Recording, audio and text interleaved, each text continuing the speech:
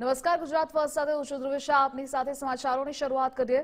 દિલ્હીની એક કોલેજમાં 17 વિદ્યાર્થીનીઓનું જાતીય શોષણ કરવાના આરોપી બાબા ચૈતાનંદ સ્વામી ઉર્ફે પાર્થ સારથીની દિલ્હી પોલીસે ધરપકડ કરી.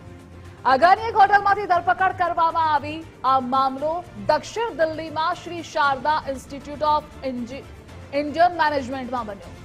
17 વિદ્યાર્થીનીઓએ આરોપ લગાવ્યો હતો કે બાબા ચૈતાનંદ તેમનું જાતીય શોષણ કરતા હતા.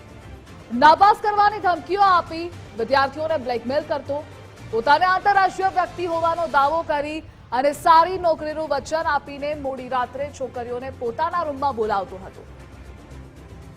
અને આ મુદ્દે સંવાદદાતા વિજય જોડાયેલા છે. વિજય, આ બાબા સામે શું કાર્યવાહી? બિલકુલ, આ બાબાની છેલ્લા લાંબા સમયથી શોધખોળ ચાલતી હતી, કારણ કે દિલ્હીની અંદર જે એક વસંતપુર સ્થિત જે પ્રતિષ્ઠિત જે મેનેજમેન્ટ ઇન્સ્ટિટ્યૂટ છે તેની અંદર આ બાબા સામે 17 વિદ્યાર્થીનીઓએ જાતીય શોષણનો આરોપ લગાવ્યો હતો.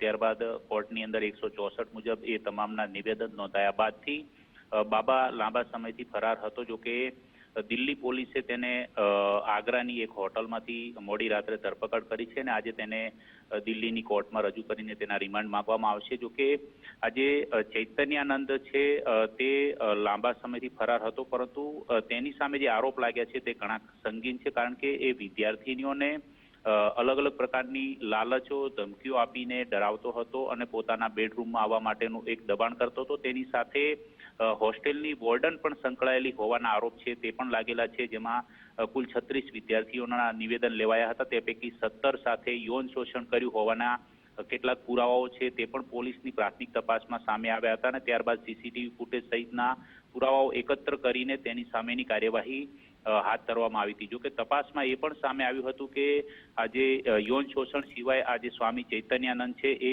બોગસ નંબર પ્લેટની જે ડિપ્લોમેટિક નંબર પ્લેટની કારનો પણ ઉપયોગ કરતો હતો અને પોતાના આંતરરાષ્ટ્રીય વ્યક્તિ હોવાના દાવા સાથે તે વિદ્યાર્થીઓને અલગ અલગ પ્રકારે નોકરીની, ઊંચા પગારની નોકરીઓની લાલચો પણ આપતો હતો. આ ઉપરાંત તેમને નાપાસ કરવાનો ડર પણ દેખાડતો હતો અને તેના આધાર પર તેમને તેના રૂમમાં બોલાવતો હતો. આ સાથે તેણે જે વોટ્સઅપ પર ચેટ કર્યા હતા એ ચેટના પણ પુરાવાઓ છે તે પોલીસ તપાસમાં સામે આવ્યા હતા.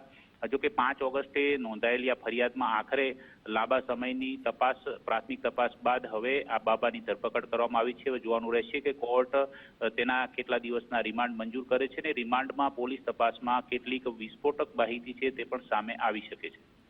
જી વિજય, જોડાવા બદલ આભાર આપનો.